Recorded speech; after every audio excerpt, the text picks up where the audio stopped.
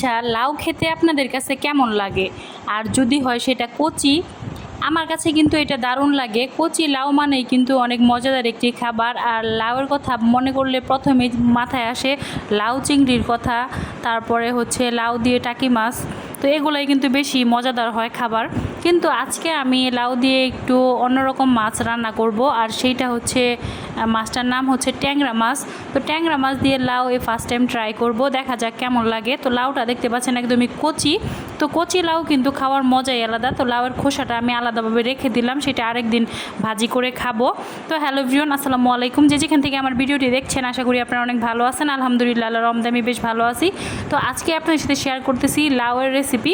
তো আজকে আমি লাউ দিয়ে ট্যাংরা মাছ রান্না করব, সেইটাই আপনাদের সাথে শেয়ার করতে যাচ্ছি। তো এখানে ফার্স্টেই কিন্তু আমি ট্যাংরা মাছটাকে খুব সুন্দর করে কেটে ধুয়ে নিয়েছি। তো ঘরে আসলে অন্য কোনো মাছ ছিল না, যার কারণে আসলে লাউ দিয়ে বাধ্য হয়ে আমি ট্যাংরা মাছ রান্না করতেছি। আশা করি খেতে ভালোই লাগবে, কারণ লাউ দিয়ে যে কোনো জিনিস রান্না করলে সেটা ভালো হয়। তো লাউটাকে আমি প্রথমে সুন্দর করে কেটে কুটে ধুয়ে নিয়েছি, আর খোসাটা রেখে দিয়েছি খোসাটা ভাজি করে খাওয়ার জন্য। আমি কিন্তু লাউয়ের খোসা কখনোই ফেলে দিই না, সেটা কিন্তু ভাজি করে খেয়ে ফেলি। আর আমার কাছে লাউয়ের খোসা ভাজিও কিন্তু অনেক ভালো লাগে। তো এদিকে কিন্তু আমি রান্না বসিয়ে দিয়েছি, একটি প্যান বসিয়ে দিয়েছি, পরিমাণ মতো তেল এবং পেঁয়াজ কুচি দিয়ে দিলাম। তারপরে সেটাকে হালকা করে ভেজে তারপরে সেখানে অল্প একটু আদা আর জিরার পেস্ট দিয়ে দিলাম। তো সেটাকেও হালকা করে ভেজে তারপরে কিন্তু এখানে সকল মশলা দিয়ে দিলাম।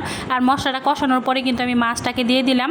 আর মাছটাকে দিয়ে দেওয়ার পরে কিন্তু মানে অল্প টাইমের মধ্যে এই মাছটাকেও খুব সুন্দর করে কষিয়ে নিতে হবে। তো কষানো দেখতে পাচ্ছেন আমার কমপ্লিট। আর 10 থেকে 15 মিনিট এই মাছটাকে কষিয়ে নেবেন, যেন সুন্দর করে একদম মশলাটা মাছের ভিতরে পর্যন্ত চলে যায় সেভাবে। তো মাছটাকে এখন আমি নামিয়ে নিলাম, তারপরে কিন্তু এখন লাউটাকে দিয়ে দিলাম। তো দেখতে পাচ্ছেন লাউটা একদমই কচি, তো ভিতরে কিন্তু বিচি হয় নাই লাউয়ের, এতই মজাদার হবে এই লাউটা। কচি লাউ খাওয়ার মজাই আলাদা।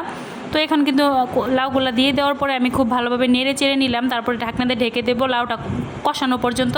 তারপরে কিন্তু লাউটা কষানো হয়ে গেলে আমি এখানে পরিমাণ মতো ঝোল দিয়ে দিব। আর ঝোল দেওয়া হয়ে গেলে কিন্তু উপর থেকে মাছগুলোও দিয়ে দিব একসাথে। তারপরে কিন্তু এটাকে 15 থেকে 20 মিনিটের জন্য রান্নার জন্য আমি রেখে দেবো। আর রান্নাটা কিন্তু 15 মিনিটের মধ্যেই হয়ে যাবে, যেহেতু লাউ একদমই কিন্তু যখন কষিয়েছিলাম তখনই কিন্তু সিদ্ধ হয়ে গিয়েছিল।